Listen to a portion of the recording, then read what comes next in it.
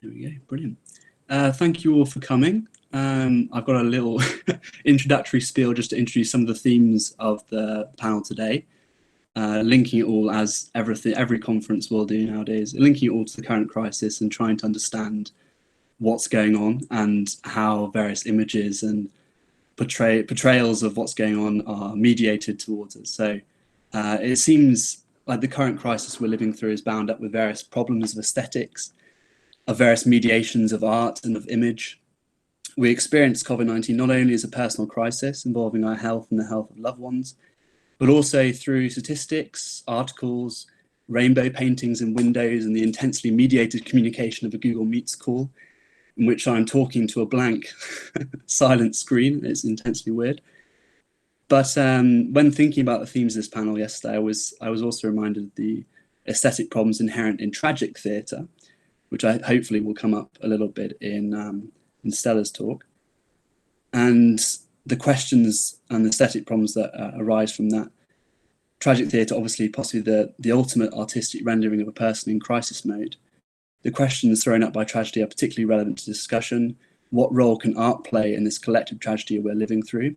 Should it act as a balm or a cathartic mechanism, or should it be a call to action, a critique of current structures and ideas? And I hope that today we can attempt to engage with the role of art in times of crisis, as well as reflecting upon the mediated ways images and icons of crisis reach our perceptive faculties. Structure of this talk and panel will be 15 minutes per talk. I will provide a spoken 2-minute warning to everyone, and we'll have a Q&A at the end. As it's already recording, so I don't need to say this, but all panelists have also agreed to the panel being recorded for future viewing, which will hopefully be uploaded onto YouTube and onto our website. The first presentation is entitled Kick Queens, Icons of Attacked Women in Contemporary Arab Uprisings by Dr. Roxanne Douglas. Dr. Douglas is an early career fellow with the Institute of Advanced Study at the University of Warwick. Having recently completed her PhD, Roxanne's research focuses on women's knowledge networks in the Arab world.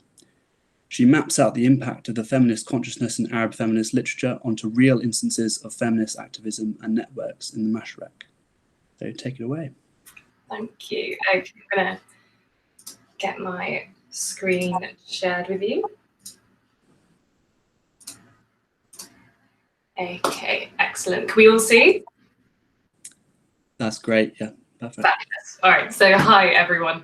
Thank you so much for having me. I'd like to start by thanking the organisers and everyone who's presented a paper already. It's been a fantastic conference, really timely and enjoyable. So I'm Dr. Roxanne Douglas. I'm beaming in today from the University of Warwick. I'm going to talk to you today about images of women protesters in Arab uprisings that become iconic. So just as a content warning, there will be some images of violence against women, so just be aware of that. So let's jump right in. Amal Amira in 2017 points out that in scholarship, there's a tendency to counter Orientalist narratives about Arab and Muslim women as passive victims by emphasizing their agency and political participation in Arab uprisings. This was particularly the case in 2011 and 2012. Yet Amira also points out that Arab women are not actually empowered by their participation, especially after the fact, often being left behind when it comes to policy and social change. So with these narratives that are perpetuated in scholarship and news media in mind, I'm going to discuss images and particularly artistic re-renderings of the so-called Egyptian Blue Bra Girl and the more recent Kick Queen, who you can see here in Lebanon, asking how and why these images from two different Arab uprisings, one from 2011 and one from 2019, endure in the collective imagination over others, where there's a deluge of quite similar images. In these images, there's one woman who is kicked and one where the woman is doing the kicking. Following Amira, who rightly points out that these images of women's bodies become sites where revolutionaries and counter-revolutionaries contested their claims, I want to, as she does, counter that these bodies are not only texts, but they're also flesh and blood. That is to say that throughout this paper, I want us to be thinking not only about the artistic re-renderings that I'll be discussing, but exactly who is represented in these images, the real person. In short, the core of my argument is that the very act of re-rendering these images fulfills the revolutionary impulse to symbolize and therefore abstract women. It allows women to be present, but renders them invisible. By becoming spectacles or making spectacles of themselves, according to Amira, these women stepped into the limelight out of turn. The crisis, I argue, in these images comes from the fact that these images are abstractions from complex moments, and that in becoming icons, they perpetuate an abstracted image imbued with revolutionary meaning as a way to neutralize what Amira calls dangerous spectacles of unruly femininity. So to contextualize these images, as you may remember in 2011, images like this were awash on the news. Images of protesters in the Arab world standing shoulder to shoulder evoked ideas of particularly a new Egypt with a future free from government corruption. Yet these aspirations somewhat fell away when police and thugs attacked the crowds. One of the most iconic surviving images of the 2011 uprisings is Cairo's Set al-Banat, or Lady of Ladies, known widely in the West as the Blue Bra Girl, a name that Catherine Peters describes as both belittling and eroticizing. On December 17, 2011, this anonymous woman was severely beaten, seemingly by the Egyptian military, although you'll notice the man who is kicking her in the torso is wearing trainers, so there's some debate over who exactly is doing the kicking here. Nevertheless, artistic renderings of the assault, which revealed her blue bra, became icons of protest and a symbol of resistance, inspiring street art and protest signs. Renderings of this moment came to symbolize Egyptian dispossession with the militarized state, leading to discourses characterizing the state's disrespectful and violent attitudes towards women as one of the ways in which Mubarak's regime was anti-Egyptian in its values.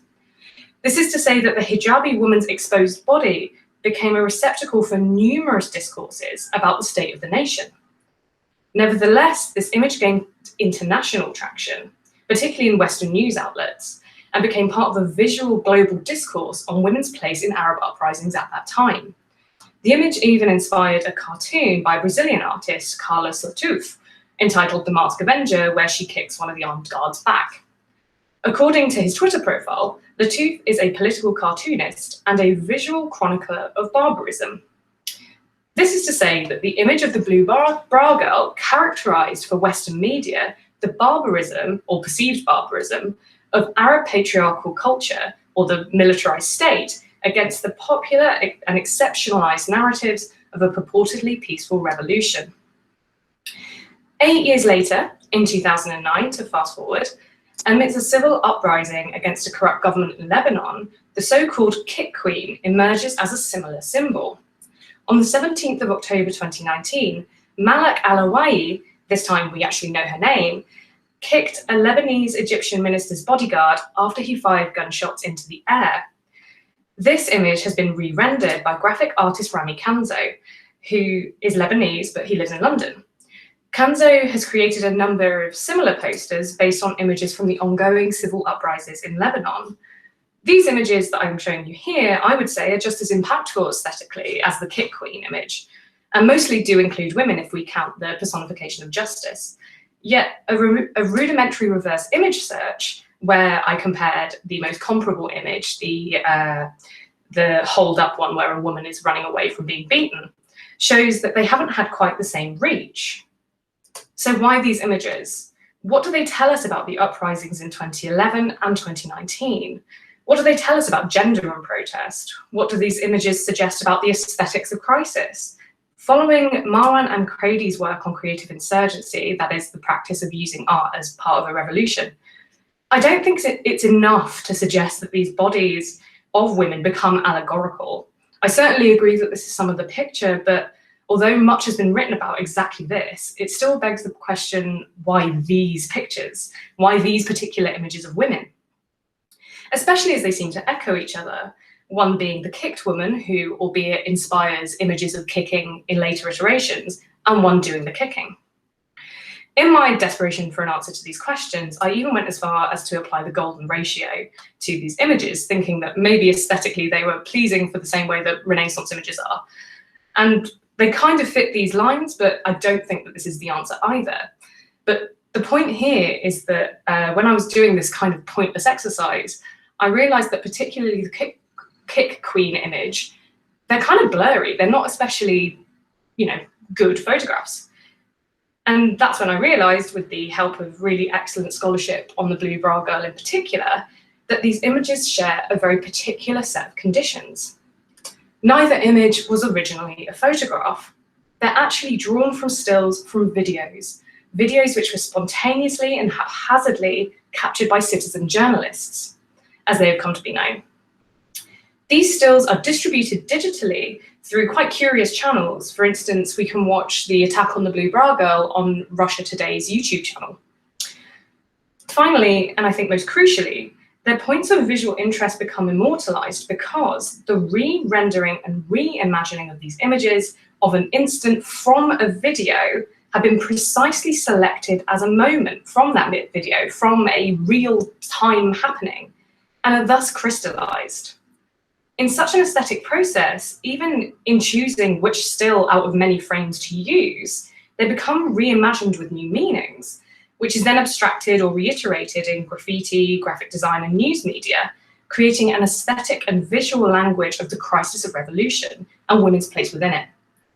This is to say that the images, in becoming iconic, are subsumed into the medium and meaning of their reproduction.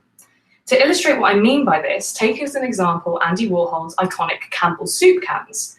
The idea of the mundane consumer product is now somewhat overshadowed by Warhol's iconic re-rendering of them, to the point where in 2013, Campbell's Soup even launched a set of tribute edition cans.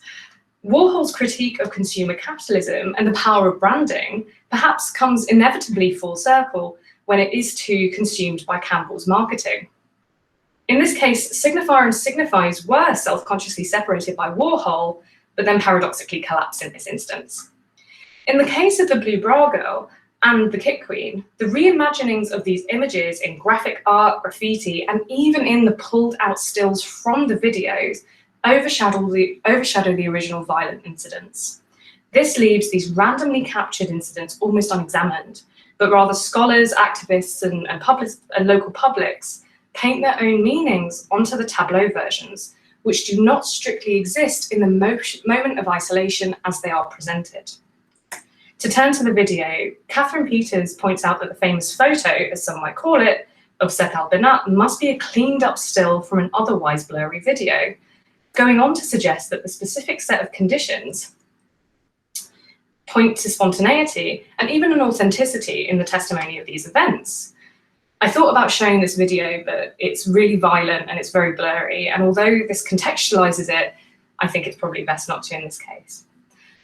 Nevertheless, the fact that it was captured on video at all, Peters argues, suggests that the event itself was by no means completely unexpected, which is to say that these images are in some way devised, selected, and maintained, perhaps rather cynically, by a drive to generate news. Fredric Jameson on postmodernism and consumer society discusses the death of the subject, or the end of individualism as such. Dubbing these women the Blue Bra Girl or the Kick Queen, even though we know Malak Alaway's name, means that they are not understood as individuals. Although the outrage of the beating that Seth Al-Banat received is on a single body, she represents the whole of Egypt. But the blue bra itself, a visual focal point, becomes her name and becomes the core subject of graffiti, leaving the woman herself behind. Alaway's action, the kick, and her image at that moment of action becomes the recited image. Jameson asks us to think of the media exhaustion of news. One is tempted to say, he says, that the very function of news media is to relegate such recent historical experiences as rapidly as possible into the past. The two features of postmodernism is the transformation of reality into images and the fragmentation of time into a series of perpetual presents. Such fragmentations have taken moments out of their temporal, spatial, cultural, and any number of other contexts from a video, and the act of distribution has created a language of revolution where paradoxically women's roles in revolution and in Egypt and Lebanon more widely were brought to the fore by these images. But the re-rendering and redistribution, which is not tethered to these original moments, as Emiro points out, abstracts women and thus allows them to be present yet invisible. Perhaps self-consciously, Rami Kanzo's graphics all have that little speech bubble with the love heart that kind of reminds us of social media. This idea of the image being shared and changing a little each time recalls Jameson, who says that the signifier in isolation becomes ever more material, or better still, literal. As meaning becomes lost, as meaning is lost, the materiality of words becomes obsessive, as is the case when children repeat a word over and over. It becomes an incomprehensible incantation. Jameson also cites post-World War II globalization in this process, the replacement of the tension between city and country, centre and province, and the growth of the great networks of superhighways as this condition. In this way, the Arab world during the 2011 uprisings were a province beheld by the centre, i.e. the Western news media, and this image was regurgitated back to them via a Brazilian artist, as we can see in this kind of bit here. Which brings me back to this artist, Rami Kanzo. So I draw your attention once again to the fact that Kanzo was not physically present in Lebanon in 2019, and yet he identifies, thanks to the superhighway of information, that art has a key role to play in the process of uprisings. It's 2 minutes. Thank you. However, what was most striking about this article that I pulled this from was that he is cited as producing a design. Let us not forget that this is not a design, this is a rendering of a still from a video from a real moment of action by a real person. These images, I would argue, represent a sense of failure of revolution when it comes to women in the Arab world in different ways. Jameson argues that realism springs from the shock of realizing that for whatever particular reasons we seem to be condemned to seek the historical past throughout our own pop images and stereotypes about that past, which seem forever out of reach, or perhaps out of kicking distance in this case. The beatings that Sat al-Banat faced represented the revolution's failure to protect the signifying body of the hijabi Muslim woman, but conversely, also its failure to anticipate the blue bra, a symbol of potentially westernized femininity, of an individual's, at least, sense of fun, fashion, or even eroticism. On a normal day, whoever Sat al-Banat is, her choices of attire beneath her abaya are not available for public scrutiny. So although she was victimized by the regime to much outcry, she was also a figure that represented the private inner lives of women, inner lives which are suppressed in patriarchy and difficult to create symbols out of. She becomes exceptional not because she was beaten, as hundreds were across the 2011 uprisings, but because she broke signifying codes of acceptability, becoming therefore what Amira calls a dangerous spectacle of unruly femininity. The Kick Queen, on the other hand, represents a moment of revolutionary fervour, which did not exist outside that moment. The symbol of the unarmed woman kicking an armed government guard represented the ambition of the Lebanese revolution overall, and yet to date, the outcome of this has not manifested and Lebanon remains in crisis. Whether being kicked or doing the kicking, each revolutionary icon has not manifested a special gender-focused response to such an image, since these are renderings and reimaginings of a single moment from a video after the fact. As Jameson put it, jettisoned quickly into the past for the benefit of narrating such revolutions. To finish, some good news and some bad news. Malak Alawi got married during the revolution, which is a more positive image, a more humanizing image that I would like to end us on. But let us not also forget that she's also facing military trial for her kick for insulting the military in November of this year, which is actually against her human rights because she's a civilian and is something that I'm personally quite worried about. When looking at these videos and images that come from these videos and then the re-renderings of them, we must always remember the individual who became that icon. Images of crisis and of revolution are partial aspects of narratives, and the truth is much more complicated. Thank you.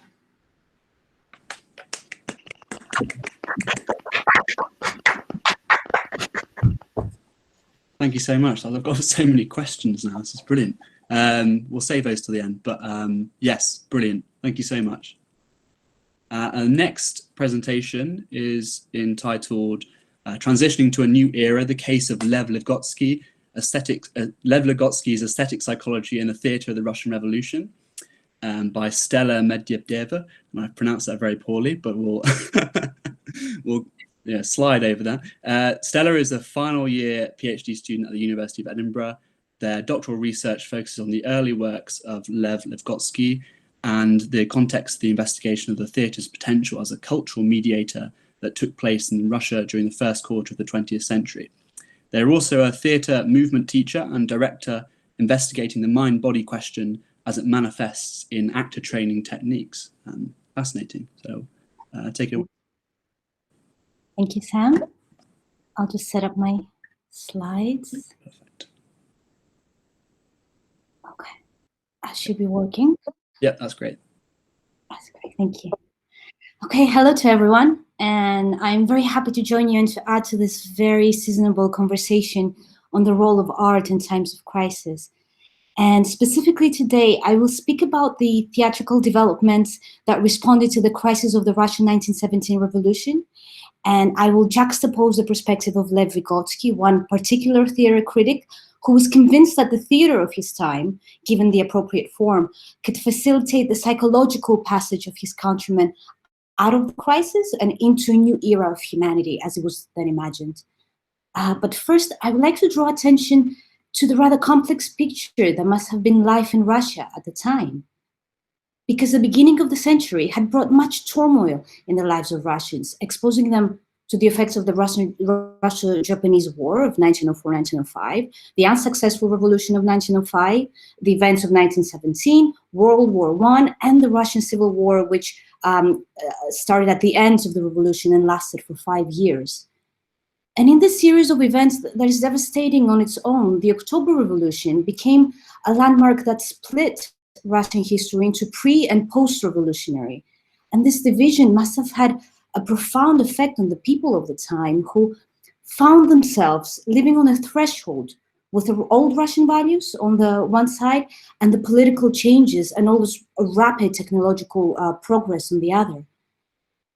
And this must have caused a quite strong sense of uncertainty. That was also part of what we now call the modernist condition, that is a sense of apprehension that was felt in the Western world as a total at the time. But yet, when in most of the world, this condition led to a distrust toward the future. In Russia, and particularly because of the October Revolution, this anxiety was transformed into enthusiasm, and that accompanied an emerging vision of a new future that would remodel the society and that would reinvent the very nature of humans.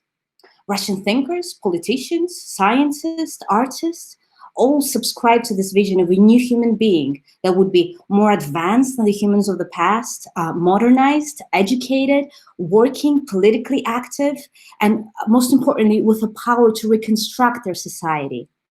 And Trotsky's words are rather illustrative here.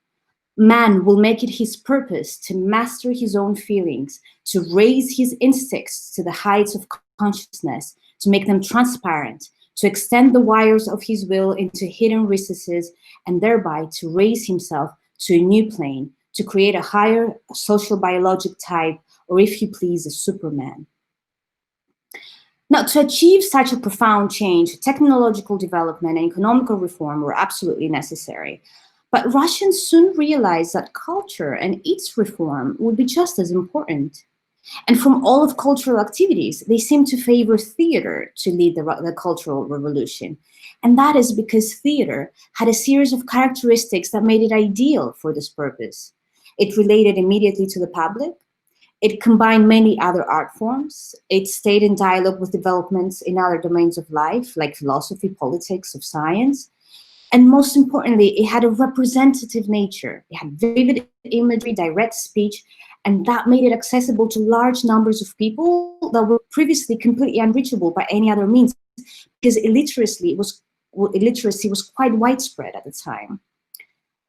And in this light, theater was established as a medium of mass education, and the government began creating policies that facilitated theater's accessibility to the masses, such as subsidizing tickets and offering free performances to the lower classes.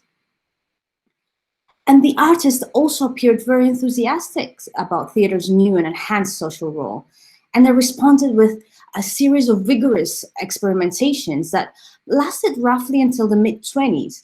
And all these experimentations resulted in a very large range of theatrical forms that characterize the Russian avant-garde.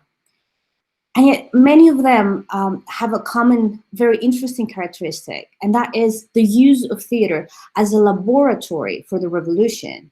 And that is a space where that vision of the formation of a new society and the forging of a new man could be tried and tested.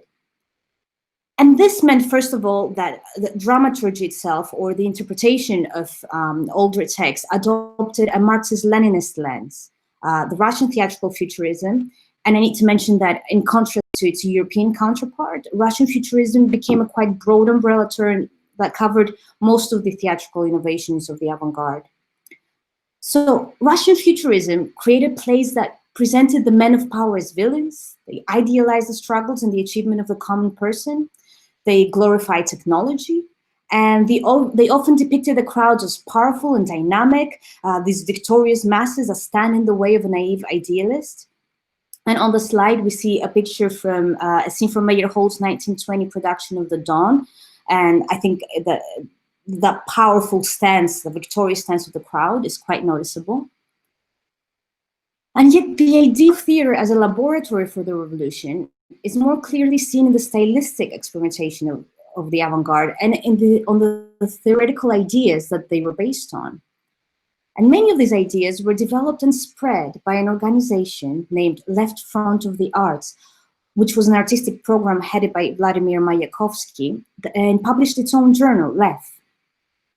Left promoted theater's dedication to the revolution, and as such, it had a huge influence on the theater artists of the time, and was actually subsidized by the communist state as well. And the Left Front's goal was to promote a dynamic and a very utilitarian theater that was designed for the workers and that would be intertwined with their lives and offer them foundations like knowledge that would help them to transition into their new social way of life and give them the technical skills that they needed. And a great number of youth and amateur theaters were based on these ideals. And these theaters involved in their productions very big numbers of non-artists. And on the slide, we see the cast that participated in the company Tram, which was created by Mikhail Sokolovsky. And Sokolovsky, along with other creators of such companies, envisioned a theater that would not only portray the life of the young workers, but would actually, by using theatrical action, introduce correctives into their reality and thus amend and improve their life. Similar perspectives were also adopted by professional theaters, and Meyerhold's constructivism is an excellent example. Meyerhold created a theater that indeed celebrated the worker's life, and that is very much illustrated from his words. In the past, the actor had always conformed to the society for which his art was intended. In the future, the actor must go even further in relating his technique to the industrial situation. For he will be working in a society where labor is no longer regarded as a curse, but as a joyful, vital necessity. So, in the spirit, Meyerhold created also his biomechanics, and that was an actor's training system that mirrored the scientific study of biomechanics. And that is the study of the mechanics of movement of the human body, which in Russia, it was used as a physical training for the factory workers in order to ensure their safety and maximize their physical efficiency. And in the slide, we see a picture from Meyerhold's famous production of The Magnificent Cuckold. And we can notice both the mechanical set of Lyubov Popova, which is set on the nude stage, and in line with the set, the bodies of the biomechanical actors. And we can see how all that is directly inspired from the reality of the working class and from its idealization as well. Another popular and rather impressive trend of the time that realized this vision of merging between art and life was the mass festivals. And these were truly large-scale spectacles in which participated hundreds or even thousands of people. And among them were workers, soldiers, sailors, and they were all usually serving simultaneously as actors and as spectators. These mass festivals were, of course, closely related to the revolution. Many of the spectacles reenacted the historical events of 1917. Others were structured to resemble parades and demonstrations, exhibiting placards with messages against the former masters of the world. And some even staged mock trials of Lenin, which also helped publicize current political events. And on the slide, we see a moment from Reynov's mass spectacle, The Storming of the Winter Palace. And I think that we can easily imagine how profound the experience of participating or witnessing such a spectacle must have been. And indeed, these mass festivals, because of this immense effect, responded very well to the need to reach the millions of illiterate spectators of the working class and also act as their political advisor. So it is not surprising that they were embraced by the Bolshevik theaters. Yet it is important to note that the Soviet government didn't just endorse theaters with a revolutionary thematic, it equally supported the academic theaters, which is how they called theaters that stage classics and pre-revolutionary text under less experimental interpretations. And that is because both Lenin and Lunacharsky, who was the equivalent of the Minister of Education at the time, they both believe that theater has a great value in reconciling cultural wealth of the past, which was clearly rejected by the most extreme leftist artists, with a revolutionary spirit that was looking straight to the future.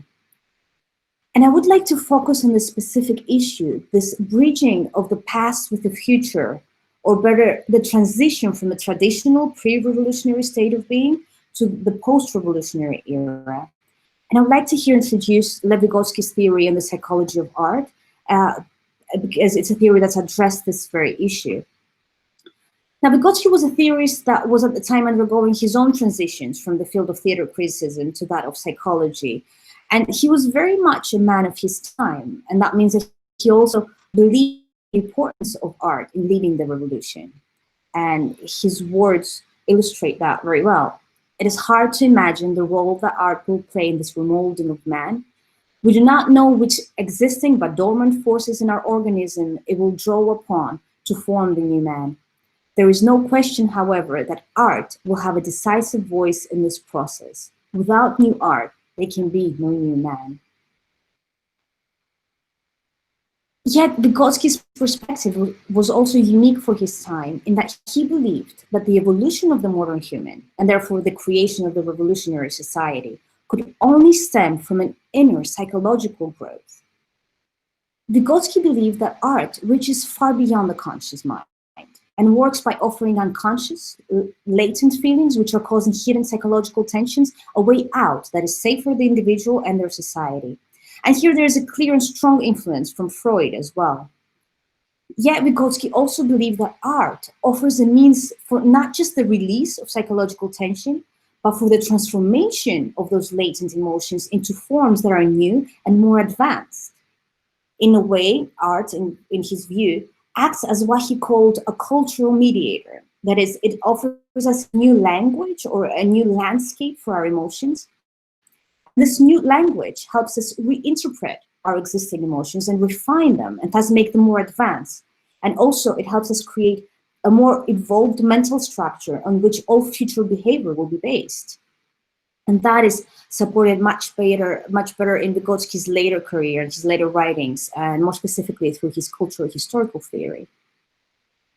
Now, art for Vygotsky was an excellent such mediator because it targeted the most difficult and even unbearable and thus unconscious mental aspects of life. And also because it could offer a means for psychological growth on a broad and social scale. So, at a time when the political proclamations and the artistic manifestos were all looking forward and they were pushing to the future, to the creation of the new future, Vygotsky actually adopted an opposite view. He urged to look inwardly into the internal psychological crisis, into that tragedy that arose with the uncertainty of the times.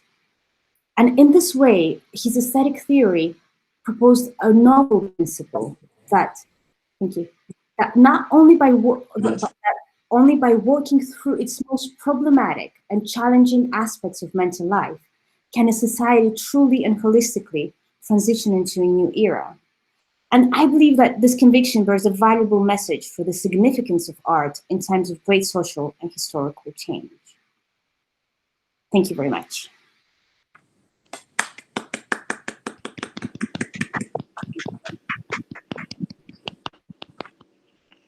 Brilliant. Thank you very much, Stella. That's fascinating.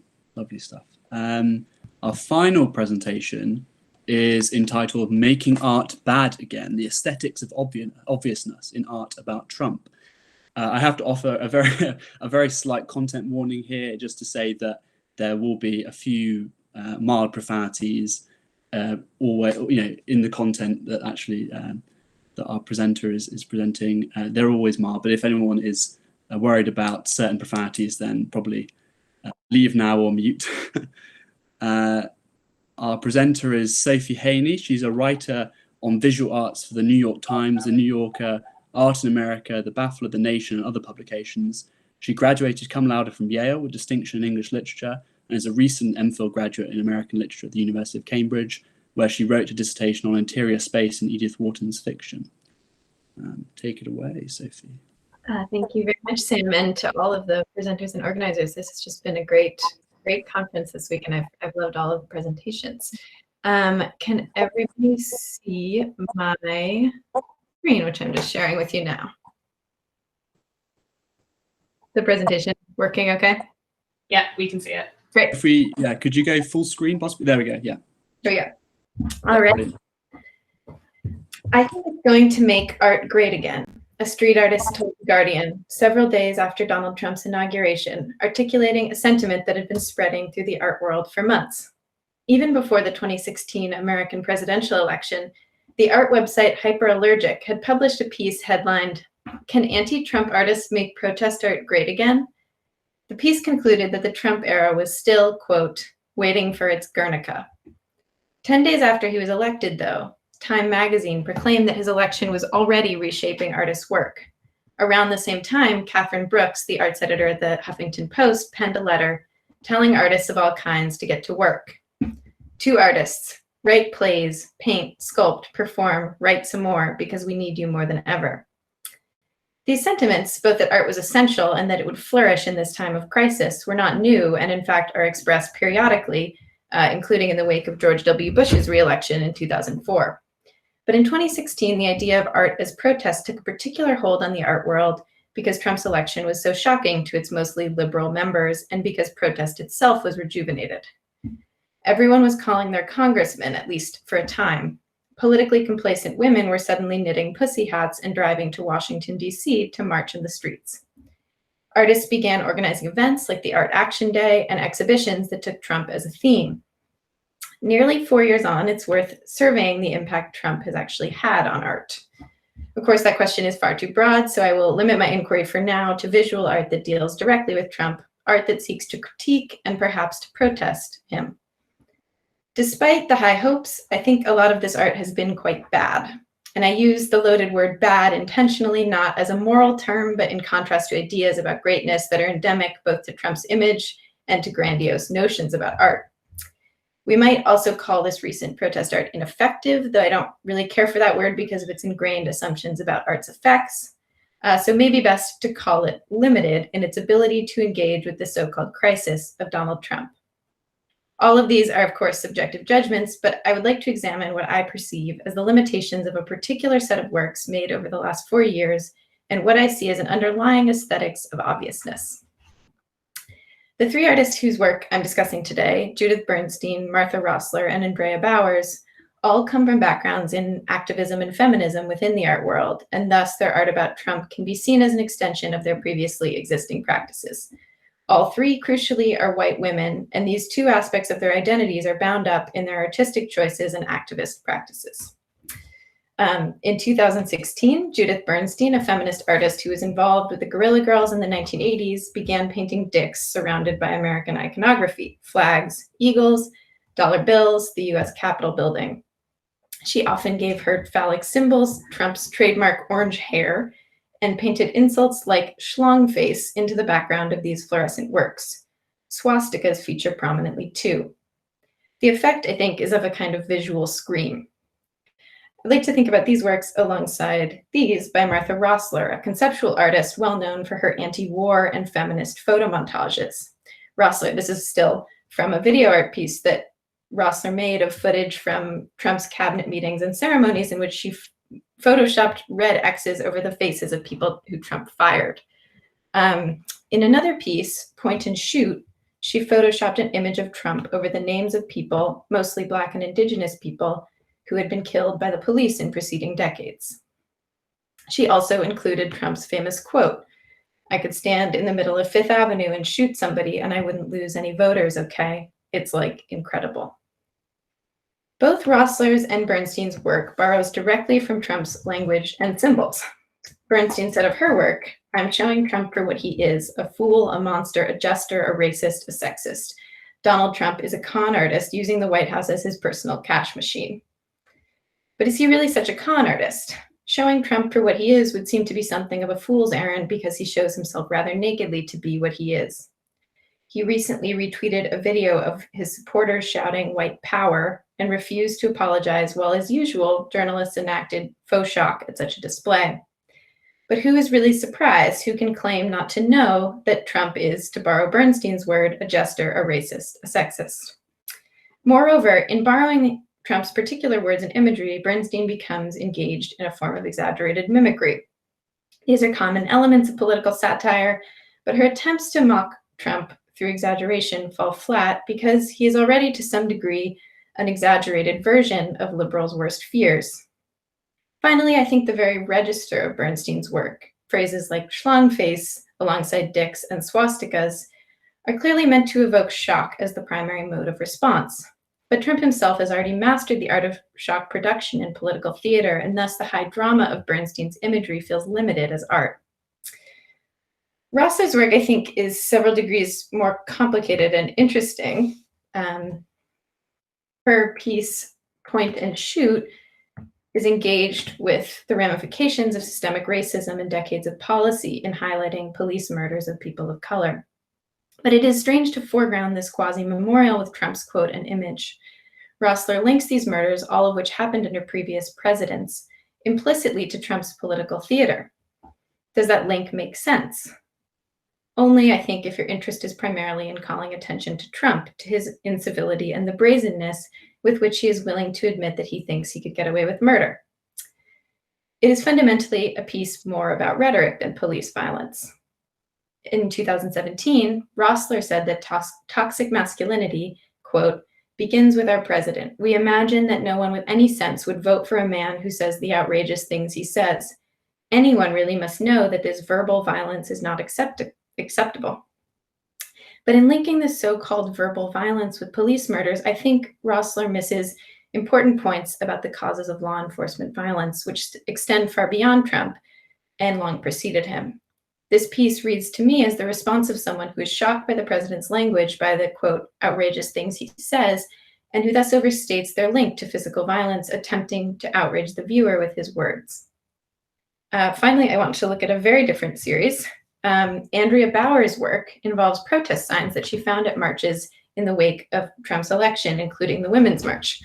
She turns these slogans into sculptures made of light fixtures, which are hung in museums, galleries, and sometimes public space. These are a few examples. Others have included a sign that reads "Still Nasty" in reference to Trump's comment that Hillary Clinton was a nasty woman. Bowers has also made use of some historical protest imagery, including posters from the American movement for women's suffrage. I love the poetics of activist slogans, Bowers told the New York Times. Yet in decontextualizing these poetics, she functionally removes the protest from the signs and turns them into capital A art. In converting these slogans into artistic commodities, Bowers has, as far as I read it, evacuated any form of meaningful protest from the art. These signs are now more like advertising slogans invested with a new kind of commercial value.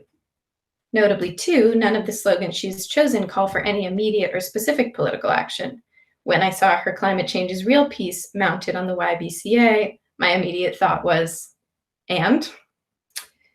The line that I think runs through these three artists' very different work is a certain obviousness. What does it mean to encounter something obvious, and why do I feel like I'm doing it more often these days? I would define an aesthetic encounter of obviousness as the experience of seeing or perceiving something somehow expected, emotionally, narratively, or visually. The obvious is everywhere, in detective novels, romantic comedies, joke formulas. It is not necessarily a bad thing either, as Brian Lindsay argues in his paper, Joe, The Aesthetics of the Obvious, which is about the pleasant experience of watching a movie called Joe, in which nothing surprising happens. But in art that seeks explicitly to critique or provoke, or perhaps to protest, this experience of obviousness would seem to be problematic. My answer to why this experience seems to be more frequent has to do partly with our saturation in digital media. Shocking imagery and language have been the background of our lives now for more than 2 decades, which means that shock as a tool in political art has been diminished in its powers. Susan Buck-Morse observed this as early as 1997 when she wrote, "The politics of perceiving stunning beauty, not as false harmony on the surface, but as a moment that shines through the disharmony of the world, may be more shocking to today's viewer than the violent images that flood the media to excess." But shock, not beauty, has remained a central feature of protest art across media, and it becomes interrelated with obviousness in a political moment when there seems to be nothing but shock. This is particularly relevant to Bernstein and Rossler's works, the first of which would have us bowled over at the image of a dick on the Capitol building, and the latter of which highlights above all else Trump's outrageous language. Shock is perhaps the dominant mode of Trump-related art, ranging from an image of Trump's face drawn in menstrual blood to many of the pieces in a recent online exhibition just mounted a couple days ago called Fuck Trump. In my view, this artistic mode does little more to provoke in its viewers the aesthetic experience of the obviousness.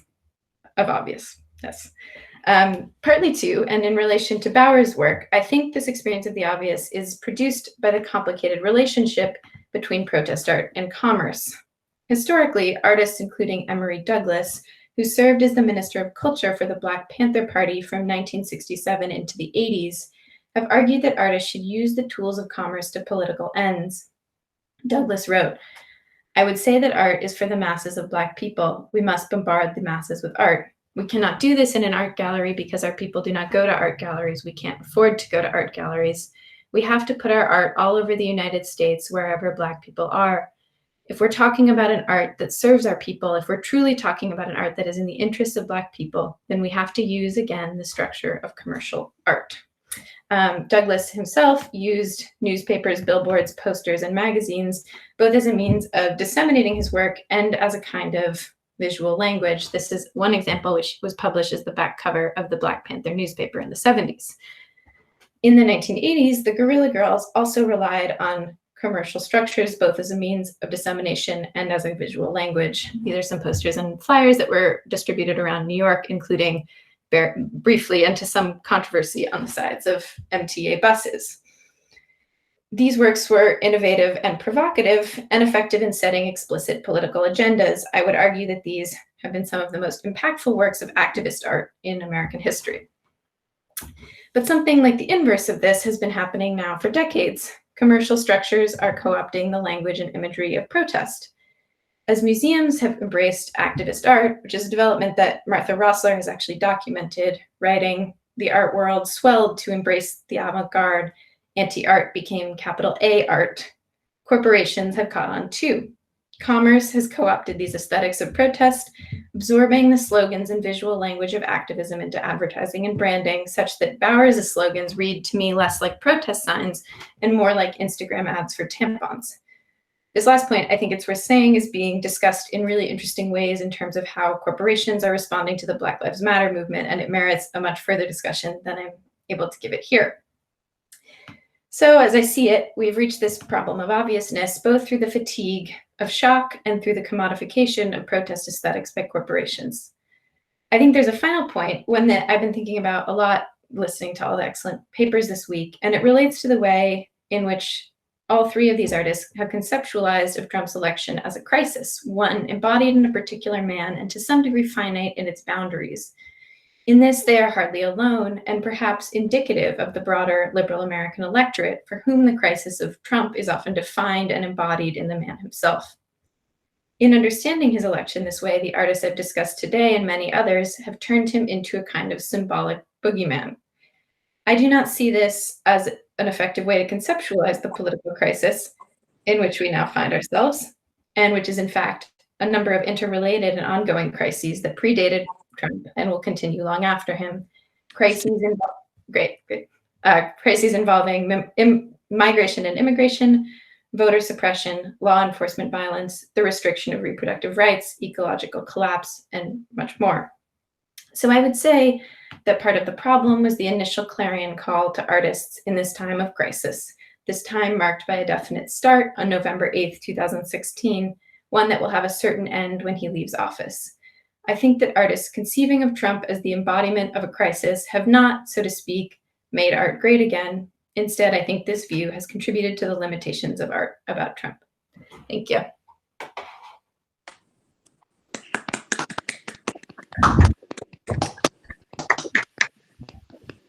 Brilliant. Thank you so much. I feel like we've come full circle throughout this panel. We've gone through so many different themes, but there seems to be loads of things tying them together. So now is the period where people can ask questions. If you just pop something on the chat, then I can kind of give you permission to speak, so to speak. If not, I have loads of questions. So, but please speak up if you do have them.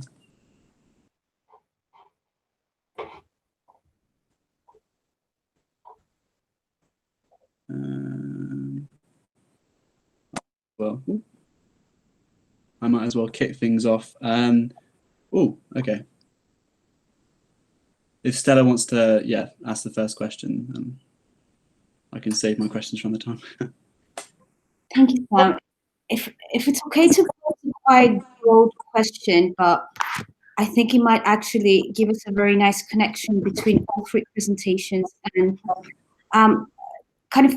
taking off from Trump and his election. Hearing you sort of speak, Sophie, I was really reminded of an experience that I had of the day that Trump was elected. I was teaching in an American university in Italy, a group of American students. We got the news of his election at hours 6 in the morning. And I think 8 in the morning we were in class. And I walked into this class of crying postgraduates, by the way, students that were completely shocked. And we started talking. And of course, the question that really came up was what the students were asking, what can we do? Because getting that, that slap from history right where you don't expect it. I think being an artist in that moment, you can feel quite powerless. You can almost feel like your profession is superfluous. And my response to that, and something that comes from my research, was to keep on doing what you're doing, because what you're doing as artists is to search behind what's happening, behind history. You're searching into the humanity of each moment, looking at the crisis behind that led to this symptom. Yet that was not enough. There was a force there by those students to do something, to be actively involved in this. And for me, to this day, that question remains very open. What can an artist do in times of crisis? And I really enjoyed hearing both of your examples and the criticism of artists in times of crisis. And I would like to hear your opinions stemming from your research on this question. What can an artist do in a time of crisis? What an enormous question. Not being an artist myself, it's very easy to sit in the academy and for me to say things like, these images abstract women, which they I genuinely believe they do, but they also do serve a purpose. And so I think the kind of flip side of my argument is that although the image of Seth Albernat or the Blue Bra Girl or the Kit Queen, they do abstract these women from their contexts, they also did serve a unifying purpose. And I think it's really hard to reconcile, especially after the fact, especially myself having not being in Lebanon in 2019, not being in Cairo in 2011. It's easy to do the intellectual judgment after the fact, but the point of art is also to capture that moment and capture an individual sense of feeling, to capture a collective sense of feeling. And we can analyze that afterwards in our position in the academy.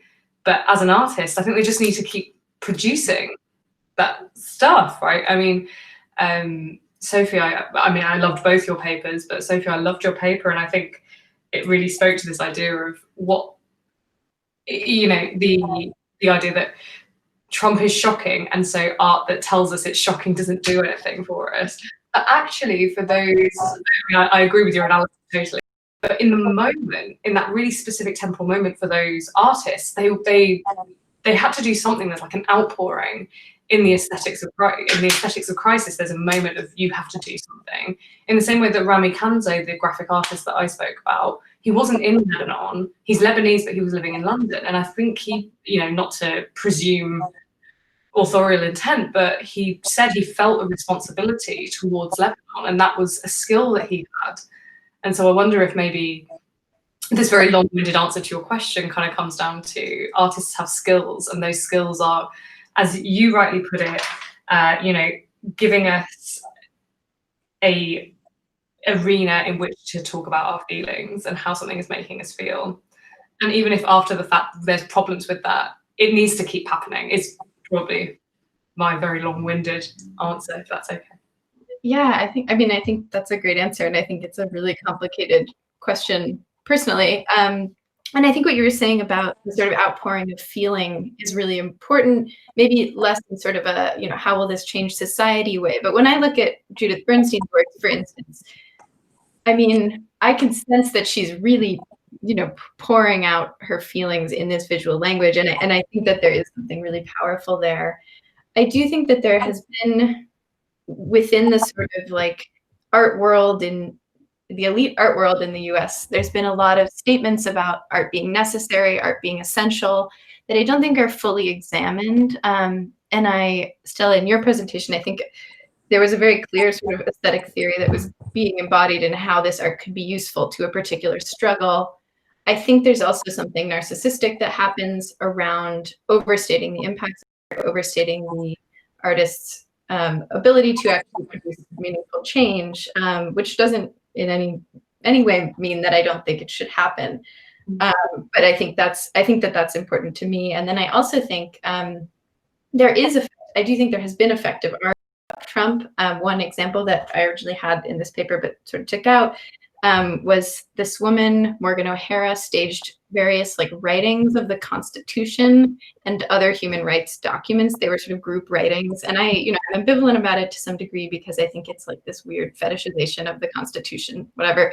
But I think this sort of active, like silent protest, reflective engagement community that comes across in that, to me, is much more effective than kind of the shocking or the sort of bland works that I was talking about. So I think it also comes down to a question of, you know, particular styles and aesthetics.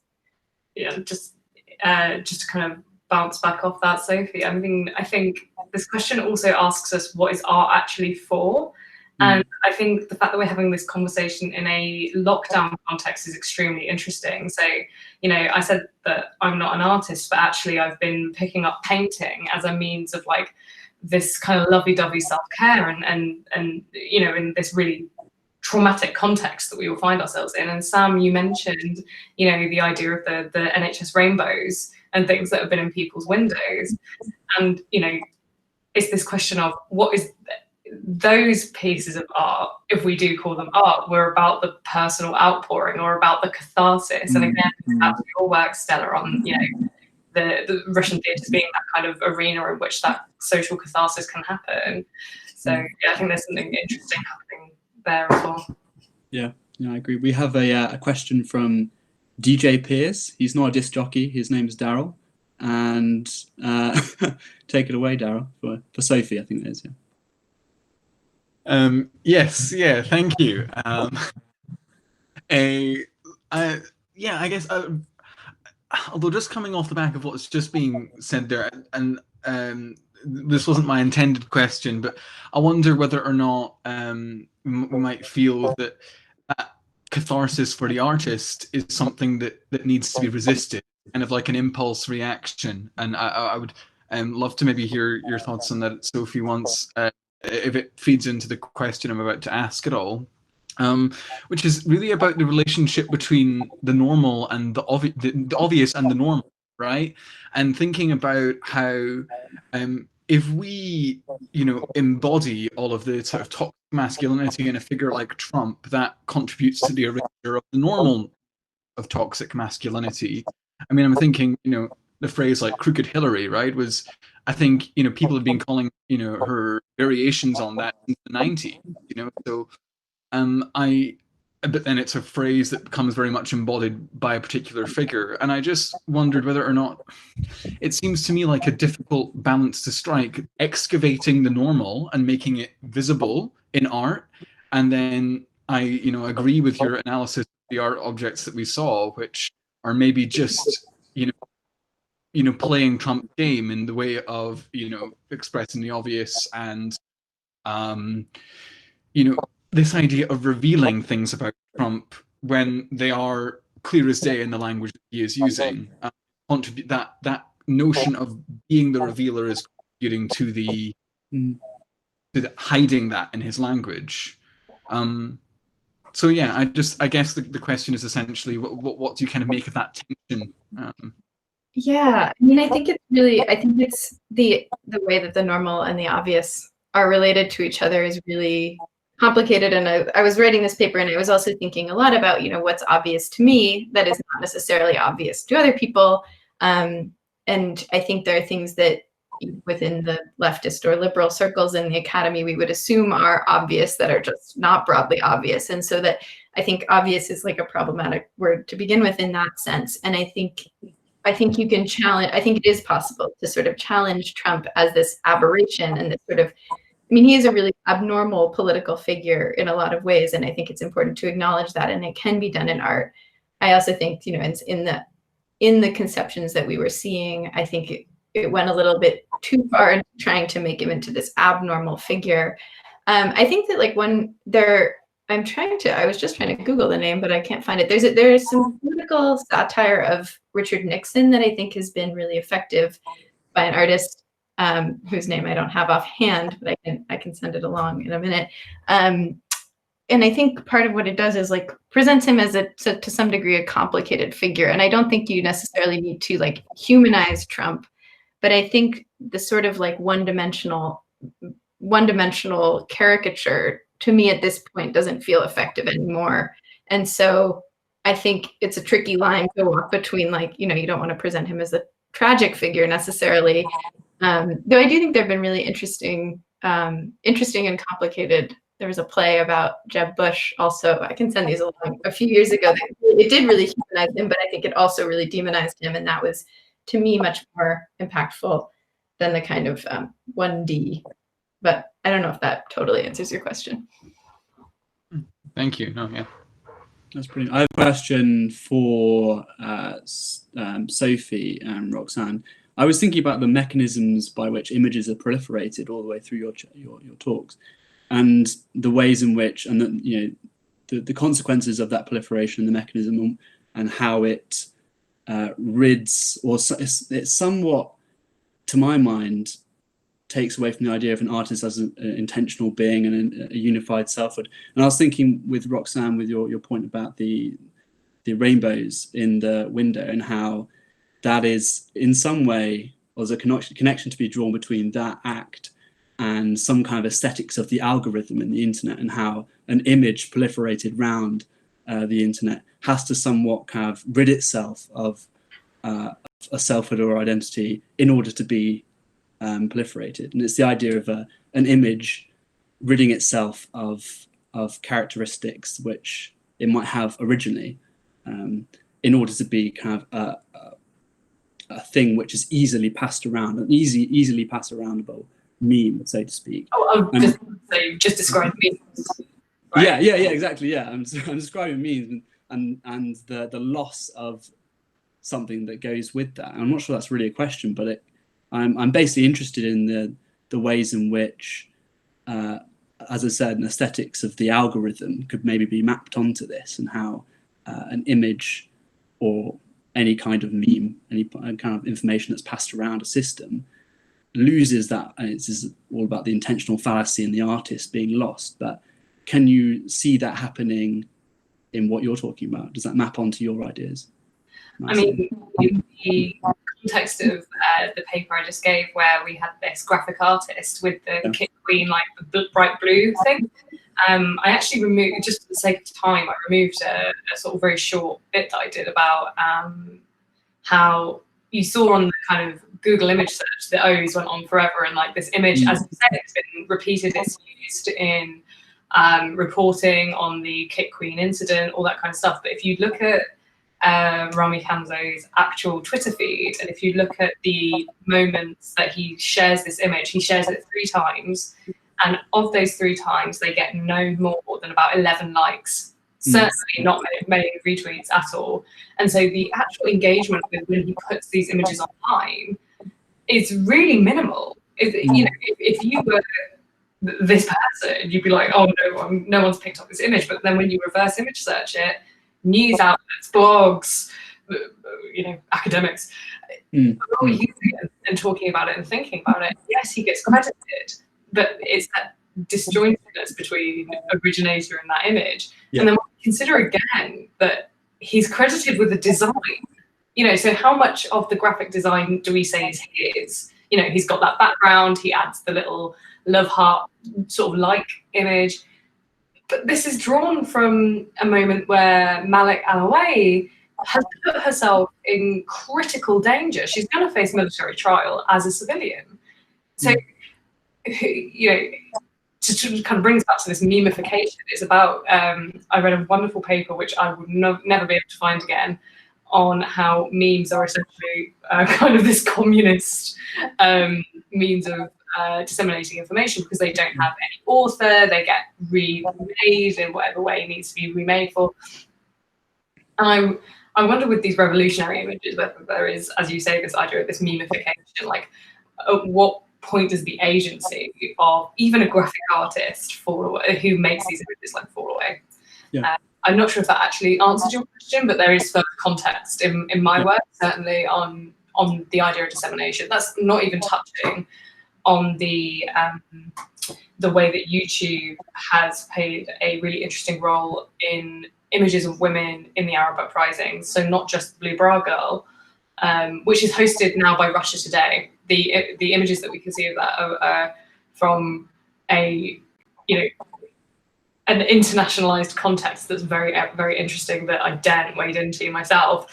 But there's also instances where women were raped by their peers in protest in 2011, and there's video footage. It's just the crowd footage. It's not, well, it's graphic, but it's not immediately graphic. But it's available on YouTube, and I think, to the best of my remembrances, there were some efforts to take it down, and YouTube kept it up.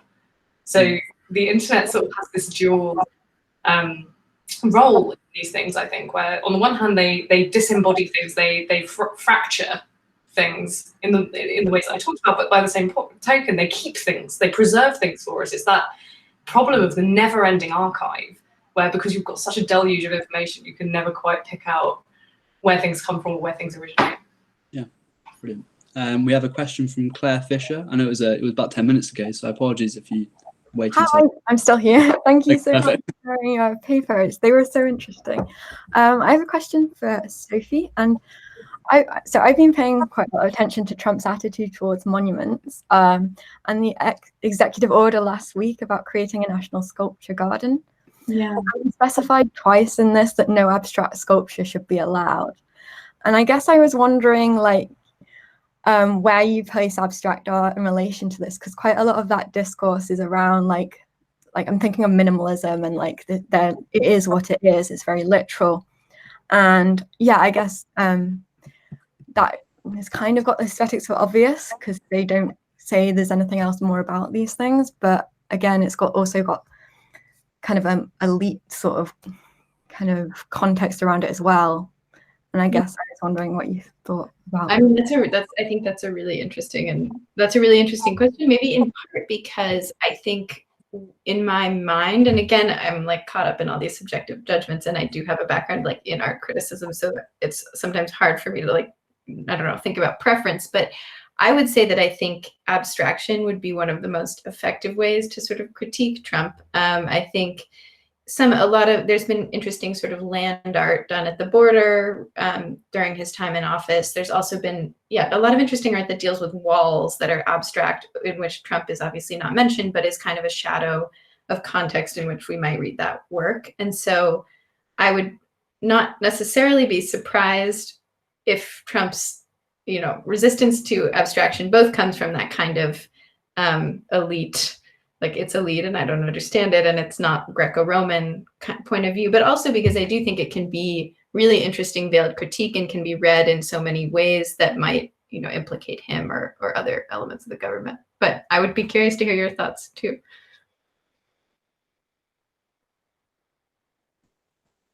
Sorry. Sorry. Do I have any thoughts? It was kind of just a sort of just made me think of it.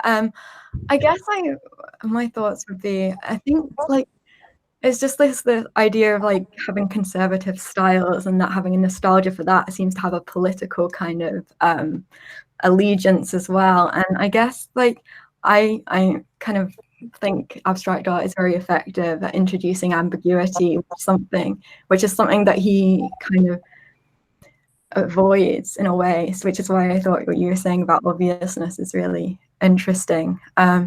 So yeah, I think abstract art, I was just curious to see, like, it was interesting that it was specified in his order. So yeah. I think I agree with you on that one. Yeah, no, that makes a lot of sense. I have a question for Stella. If no one else has questions, and I can fire off my ream of questions. I'm interested in the connection between your paper and Roxanne's in terms of, you spoke briefly about the biomechanics of movement and their representation in theatre. And I was thinking about the connection between that and the action of kicking. And you spoke very, very eloquently on how the form of the theatre was representing, the way I interpret it was, you were saying the movement within the actors on the stage was representing was formalizing a psychology that was coming into academic circles at the time. And I was wondering how you felt about the idea that representing the biomechanics of something actually effaces the individual, and that tension between the form being representation of an individual psychology, and how that connects to Roxanne's paper about the image of a woman kicking someone being in itself a very mobile, dynamic image, but also in some ways its iteration and re-rendering, as you phrase it, Roxanne, effaces the individual and effaces the self that was the originator of that action.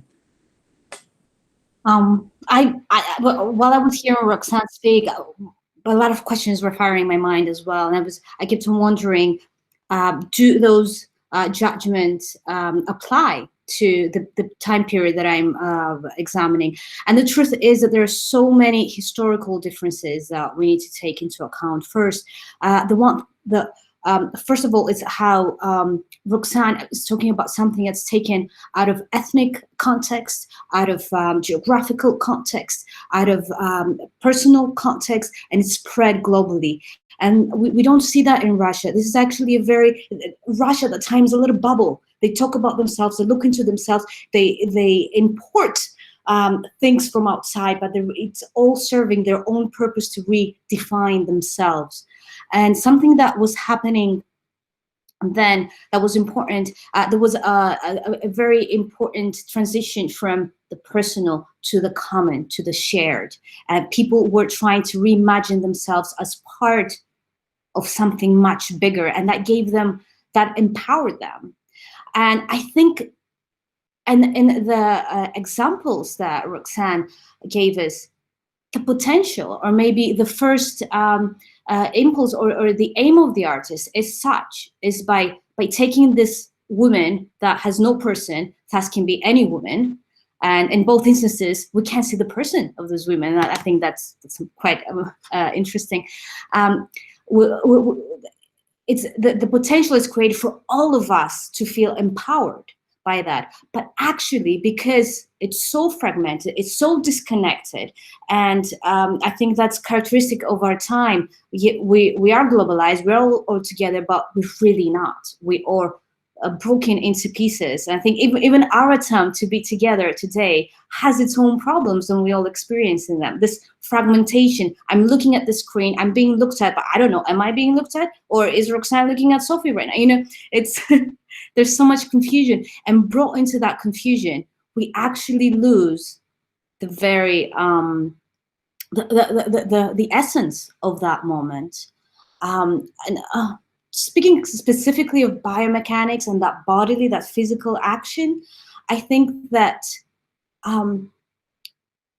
in these examples brought by Roxanne, that's what is really lost, is that experience when I assume that or even today, when watching a biomechanical etude, even though it looks too formalized, too specific, if I see, especially if I watch it live, I empathize with it. There are neural elements in my brain, that there are neural functions in my brain that make me almost feel like I am doing this movement, and I'm joining in the efficiency of that, in the rhythm of that. All the rest is interpretation, whether that's mechanical or not, that's interpretation. The reality is I am experiencing that empowerment of joining into something that's well-oiled, that's efficient. And while I think it's quite the opposite that's happening to when I look at those pieces of art, I don't see a body anymore. I don't feel hurt. I see, I don't feel hurting. I don't feel empowered. It's just, it's beyond, I think it's just beyond the physical at that point. Yeah. Well, I think one of the so pressing differences between the instances where actors are doing this kind of biomechanical movement is not to suppose agency of all theatre actors, but you know, they are actors. They are there to use their body in a very specific and artistic way. Whereas women that have been kind of reimagined in various iterations from a very specific moment, from a very specific type of citizen journalist video, they're not actors.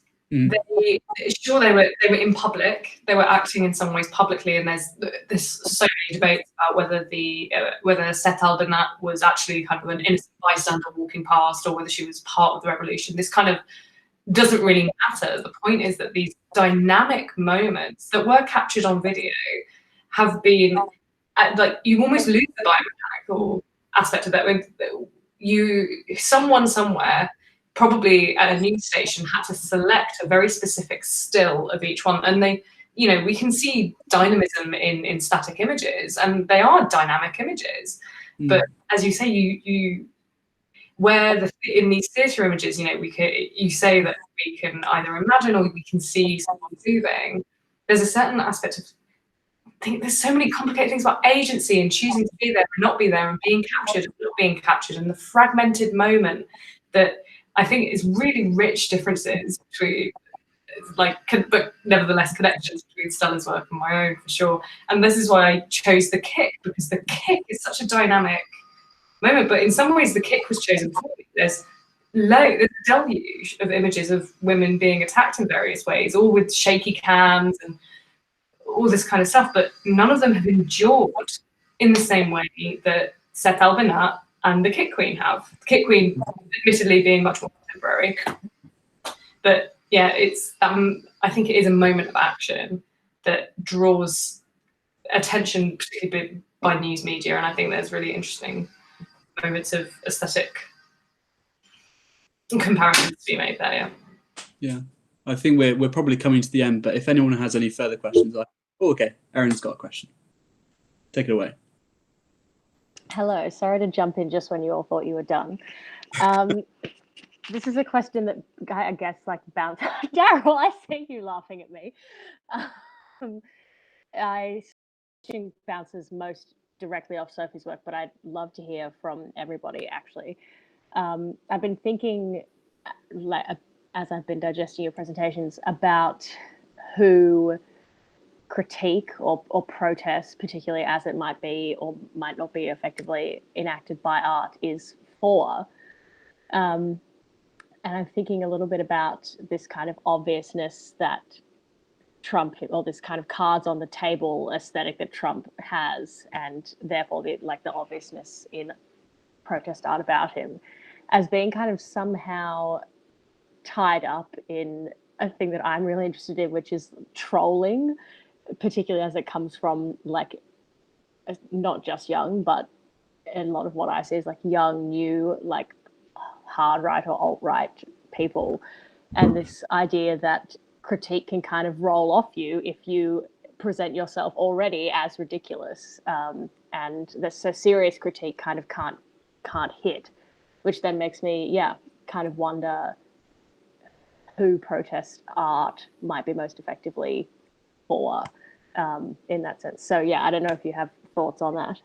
That's a super interesting question. I think protest art, can serve really different purposes. And I know some of these artists, I should just say, actually, I once interviewed Martha Rossler, and she was extremely resistant to and offended by the idea that her work was protest art rather than activist art, and that protest art as a category is like kind of a weird one to begin with. But I think there is art that sort of aims to galvanize movements. So that would be one form of protest art. I think a lot of street art is like, not maybe there's also really commodified street art, but there's interesting street murals that are aimed at kind of bringing together a movement, sort of actually unifying people around some sort of concerted idea or person. And then I think there's art that's meant more as social critique or even satire, maybe.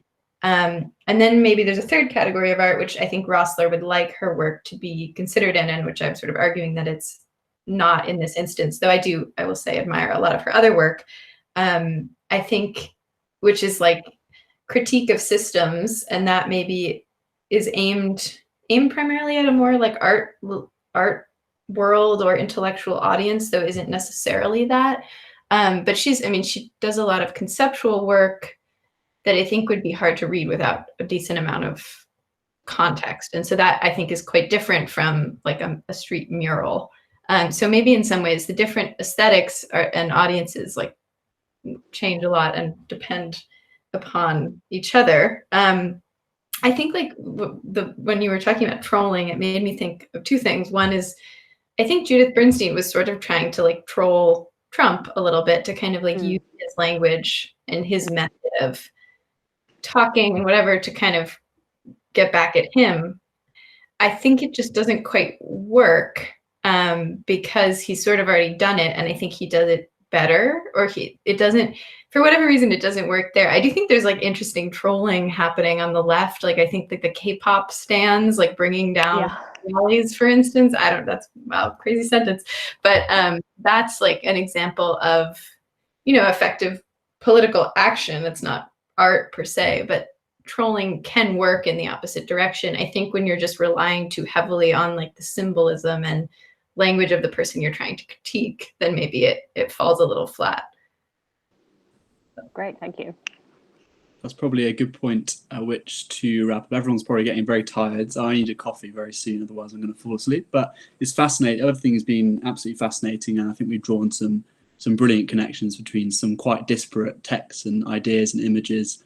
And I'm going to need an hour to digest all these ideas, because I've got reams and reams of notes and questions which I probably should, digest and think about. But thank you so much. It's been brilliant.